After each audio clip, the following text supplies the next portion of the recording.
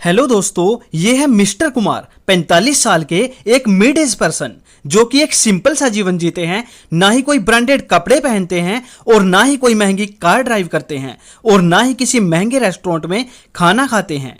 इनका family background भी एकदम हम्बल है। इनके पिता एक साइकिल रिपेयर की शॉप चलाते थे, जिस कारण उनकी इनकम से केवल 2 समय के खाने का ही इंतजाम हो पाता था। इन सब सिचुएशन के बावजूद आज मिस्टर कुमार एक वेल्दी पर्सन बने हैं। उनकी नेट वर्थ है 9 करोड़ रुपए। जो उन्होंने कैसे ऑब्टेन की ये आप आगे वीडियो में जानेंगे, लेकिन उससे पहले मैं आपको मिस्टर कपूर से मिलवाना चाहूंगा। मिस्टर कपूर की खुद की एक साइकिल मैन्युफैक्चरिंग कंपनी है जिसे उनके फादर ने खड़ा किया था, लेकिन अब उस कंपनी को मिस्टर कपूर संभालते हैं। मिस्टर कपूर वो लाइफस्टाइल जीते हैं जिसका एक मिडिल क्लास आदमी हमेशा सपना देखता है। मुंबई में बीच साइड पर एक बंगलो, डेली ड्राइव के लिए 10 करोड़ की रोल्स रॉयस, आगे पीछे घूमते नौकर चाकर और हर वो सुविधा मिस्टर कपूर को विरासत में मिली है जिसे एक आम इंसान इमेजिन कर सकता है। लेकिन अगर मैं आपसे यह कहूं कि सबके बावजूद भी मिस्टर कपूर की नेटवर्थ 0 है, तो क्या आप यकीन करोगे? मैं जानता हूं ये यकीन करना काफी मुश्किल है, लेकिन यही सच है। और बात सिर्फ यही खत्म नहीं होती। आज की डेट में मिस्टर कपूर के ऊपर कई करोड़ का कर्जा भी है और ऐसा हुआ है उनके एक्सट्रीमली एक्सपेंसिव लाइफस्टाइल की वजह से। माना कि उनकी इनकम बहुत हाई है, लेकिन उन्होंने इस इनकम से एसेट्स क्रिएट करने की बजाय लाइबिलिटीज इकट्ठा की हैं। अब जिनको मेंटेन करना उनके लिए काफी मुश्किल हो रहा है, जिस कारण उनके ऊपर कर्ज और बढ़ता जा रहा है। तो दोस्तों, मिस्टर कपूर की स्टोरी हमें यह सिखाती है कि कैसे एक अमीर इंसान भी गरीब बन सकता है, जिसे अवॉइड करना ही समझदारी है। तो ऐसे में बचता है मिस्टर कुमार का तरीका। मिस्टर कुमार एक 5 स्टेप रूल को हमेशा फॉलो करते आए हैं, जिसकी बदौलत वो आज एक वेल्दी पर्सन बने हैं। और अगर आप भी वेल्दी बनना चाहते हो तो इन 5 स्टेप्स को बड़े ही ध्यान से सुनना। स्टेप नंबर 1 है pay yourself first. Mister Kumar ने अपना करियर 20 की एज में शुरू किया और उस समय उनकी सैलरी 20,000 पर मंथ थी, जो कि काफी बेसिक है।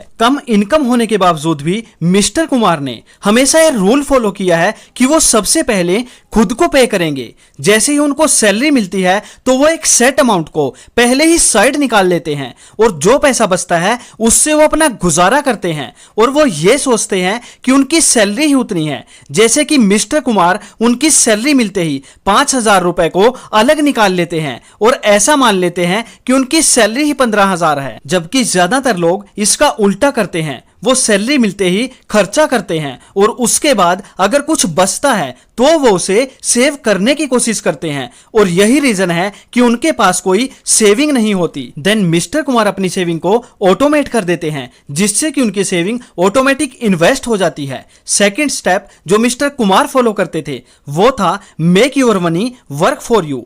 मिस्टर कुमार एक वाइस पर्सन थे और लाइफ एक्सपीरियंस से इतना तो समझ ही चुके थे कि जिंदगी भर काम करते रहना या ज्यादा पैसा कमाने के लिए ज्यादा काम करना शॉर्ट टर्म में तो इफेक्टिव हो सकता है, लेकिन लॉन्ग टर्म के लिए ये एक अच्छा प्लान नहीं है। जब हम जवान होते हैं तब हम हार्ड वर्क करके पैसा कमा सकते हैं, लेकिन जैसे जैसे हमारी एज बढ़ती जाएगी हम उतनी मेहनत नहीं कर पाएंगे, और इसलिए हमें अपनी यंग एज में ही पैसिव इनकम सोर्सेज को प्लान करना होगा। इसलिए मिस्टर कुमार ने अपनी यंग एज में ही एसेट्स क्रिएट करने स्टार्ट कर दिए थे, ऐसे एसेट्स जो उन्हें पे कर सके। उन्होंने ऐसे सिंपल एसेट्स रेडी किए जैसे कि अपने अपार्टमेंट का कुछ स्पेस रेंट पर देना, कार रेंट पर देना, अपने दोस्तों के साथ लोकल लेवल पे पार्टनरशिप में बिजनेस खोलना, जैसे कि कोई छोटी किराना शॉप एटसेट्रा। ऐसे मल्टीपल बिजनेसेस मिस्टर कुमार ने बनाए। उनके पास जो भी लिमिटेड रिसोर्सेज थे उनका इस्तेमाल उन्होंने एसेट्स बनाने में किया, जिससे उनको एडिशनल इनकम होने लगी और उनकी टोटल इनकम बढ़ने लगी। देन इतना सब करने के बाद उन्होंने नेक्स्ट स्टेप की तरफ मूव किया, जो कि था investing in index funds and equity based mutual funds. Mister Kumar अपनी सैलरी से 5,000 सेव करते थे और उन्होंने साइड हसल्स करके कुछ और रिवेन्यू स्ट्रीम्स भी बना लिए थे, जो कि रिसेंट पॉइंट्स में आपने जाना। और इन रिवेन्यू स्ट्रीम्स की मदद से वो मंथली 10,000 सेव कर लेते थे। तो ये सब तो मिस्टर कुमार सक्सेसफुली कर रहे थे, लेकिन अब पैसों से और पैसे कमाने की बारी थी, जिसके लिए मिस्टर कुमार के पास एक तरीका यह था कि वो अपनी सेविंग्स को इन्वेस्ट कर दे। अब इन्वेस्टमेंट के उनके पास कई सारे तरीके थे, जैसे कि डायरेक्ट स्टॉक्स वो खरीद सकते थे, क्रिप्टो में इन्वेस्ट कर सकते थे या फिर म्यूचुअल फंड्स बाय कर सकते थे, और इसके अलावा भी उनके पास कई सारे ऑप्शंस थे। लेकिन मिस्टर कुमार जो भी करते थे और साथ में थोड़ा बहुत साइड हसल भी उनका चल रहा था, इसलिए उन्होंने बेहतर समझा म्यूचुअल फंड में इन्वेस्ट करना। म्यूचुअल फंड में भी पैसिवली मैनेज्ड फंड में, जैसे कि इंडेक्स फंड में इन्वेस्ट करना उन्होंने चूज किया। टोटल 15,000 पर मंथ की इन्वेस्टमेंट से मिस्टर कुमार ने शुरुआत की, और जैसे जैसे उनकी इनकम बढ़ती गई तो उससे उन्होंने अपने खर्चे बढ़ाने की बजाय वो उसे री इन्वेस्ट करते रहे, और उन्होंने ऐसा लगातार 25 सालों तक किया, जिसके कारण अब 45 साल का होने पर उनकी नेटवर्थ लगभग 9 करोड़ हो चुकी है। स्टार्टिंग में उनका इन्वेस्टमेंट अमाउंट 15,000 पर मंथ था, और नेक्स्ट ईयर से उन्होंने इसे 10% बढ़ा दिया, और ऐसा वो लगातार करते रहे। अब कंपाउंडिंग की पावर और एसआईपी के मैजिक से उनकी नेटवर्थ 9 करोड़ टच कर गई। अब उन्होंने आगे इन्वेस्टमेंट ना करने का डिसीजन लिया है, लेकिन अब इतने बड़े अमाउंट से बिना कुछ किए ही उनको हर साल करोड़्स में प्रॉफिट होता रहेगा, और उनकी कैपिटल ग्रो होती ही रहेगी। नेक्स्ट स्टेप जो मिस्टर कुमार ने बिना चूके हमेशा फॉलो किया था, वो था बीइंग ए स्मार्ट कंज्यूमर। इसमें कोई दो राय नहीं है कि अगर आप कम स्पेंड करोगे तो आप ज्यादा सेव कर पाओगे, और मिस्टर कुमार कुछ ऐसा ही करते थे। वो टीवी या मोबाइल फोन पर आने वाली एड्स को देखकर कभी भी कोई परचेजिंग डिसीजन नहीं लेते थे। उन्होंने मार्केटिंग नॉइज को इग्नोर किया और एक मिनिमलिस्ट लाइफस्टाइल एडॉप्ट किया। वो उसी चीज पर अपनी हार्ड अर्न मनी को स्पेंड करते थे जिसकी उनको सच में जरूरत होती थी, और वो इस बात को अच्छे से समझते थे कि वांट्स अनलिमिटेड होती हैं जबकि नीड्स लिमिटेड।